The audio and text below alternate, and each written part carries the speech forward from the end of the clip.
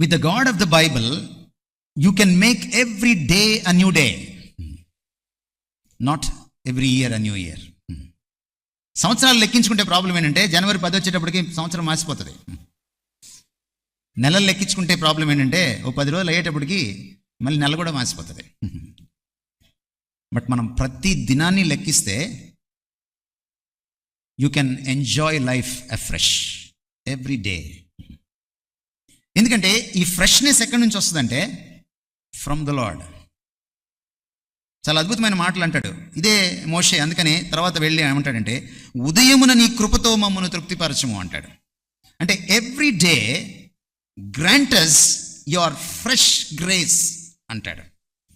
అప్పుడు మేము మా దినములన్నీ ఎవ్రీ డే ఉత్సహించి సంతోషిస్తాం. We enjoy all 365 days in the calendar.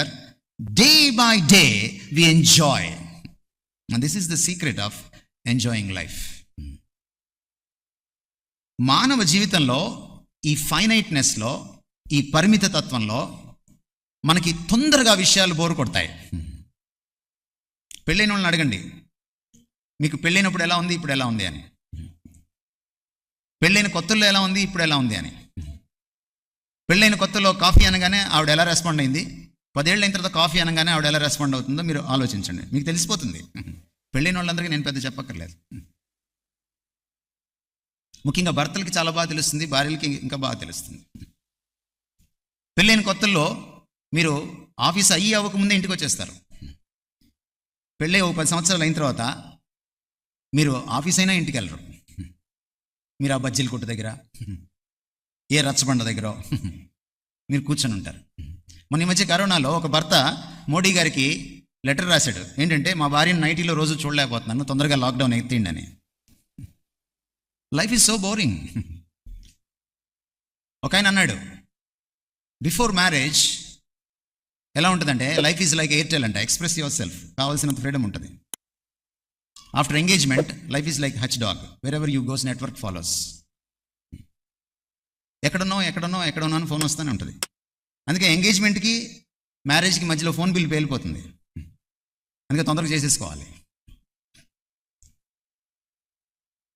After marriage life is like Idea, it can change your life. After 10 years of marriage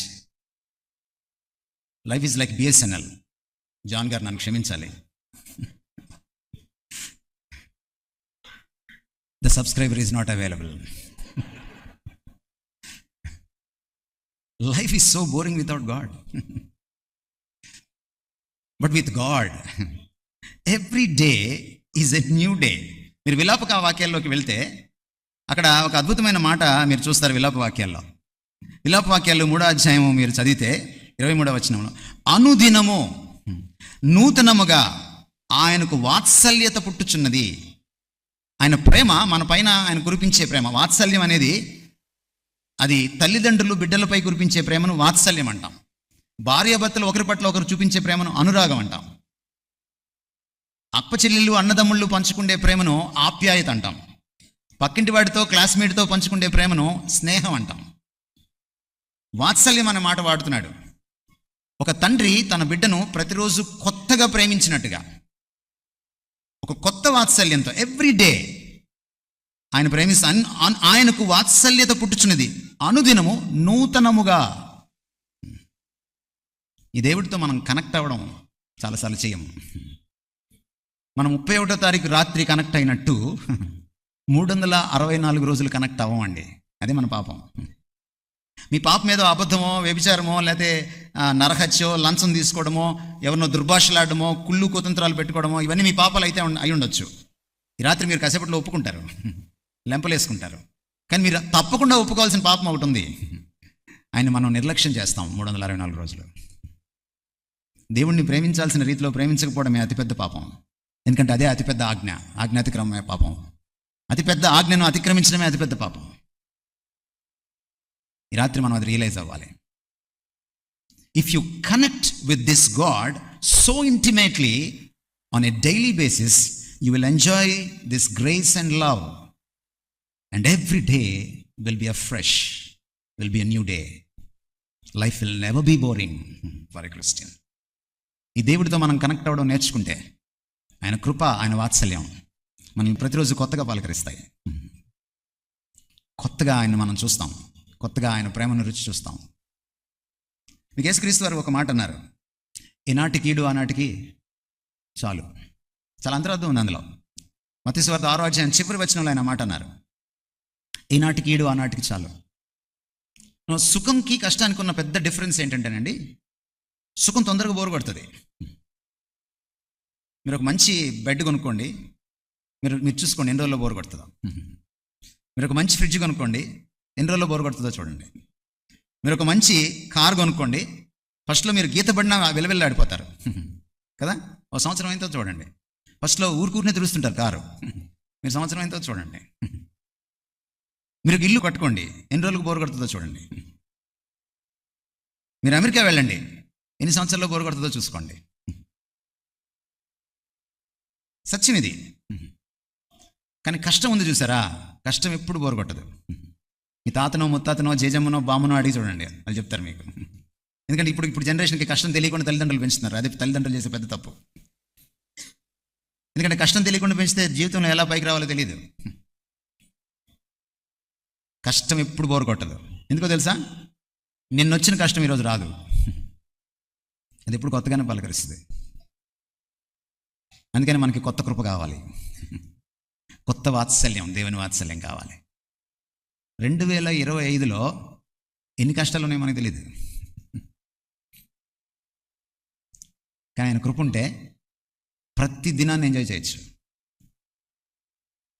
దేవుని కృపతో గొప్పతనం ఏంటంటేనండి, you can enjoy life even in the midst of turmoil and trials and temptations.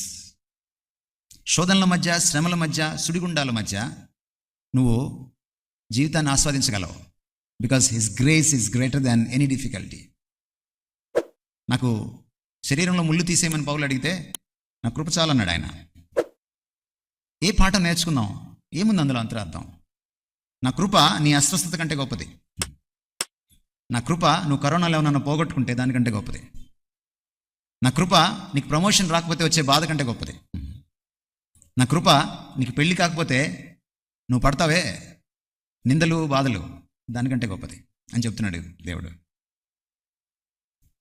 ఇది ఎప్పుడు దొరుకుతుందంటే ఇంత మనం intimate అయినప్పుడు, ఈ దేవుడితో మనం మమేకమైనప్పుడు.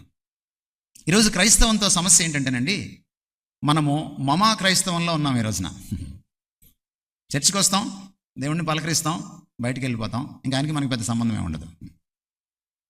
ఇది అన్య క్రైస్తవం అన్నమాట. అన్యులు వాళ్ళ దేవుడికి ఒక గుడి కడతారు, అప్పుడప్పుడు పలకరిస్తారు వెళ్ళి. ఇంట్లో కూడా ఒక పూజ గది కడతారు, తలుపు తీస్తారు, శుభ్రంగా స్నానం చేసి తలంటుకొని తలుపు తీస్తారు. ఆయన నిద్ర లేచి ఆయన కళ్ళు తెరిచేటప్పటికే తలుపు వేసేస్తారు, పెట్టేసి వెళ్ళిపోతారు, మళ్ళీ తాళం వేసేస్తారు. ఈరోజు మన క్రైస్తవం కూడా ఇలాగే తయారైంది. హలో భక్తి అనమాట, హాయ్ బాయ్ భక్తి అనమాట.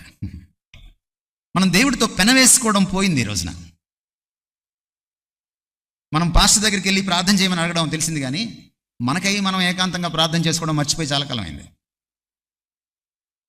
మనం అక్కడిక్కడ యూట్యూబ్లో ఎవరో మాట్లాడితే వినడమే మనకు తెలిసింది, కానీ మనకై మనం కూర్చొని ఆయన వాక్యాన్ని తరచి చూసి ఆయన్ని తెలుసుకోవడం ఏనాడో మర్చిపోయాం మనం.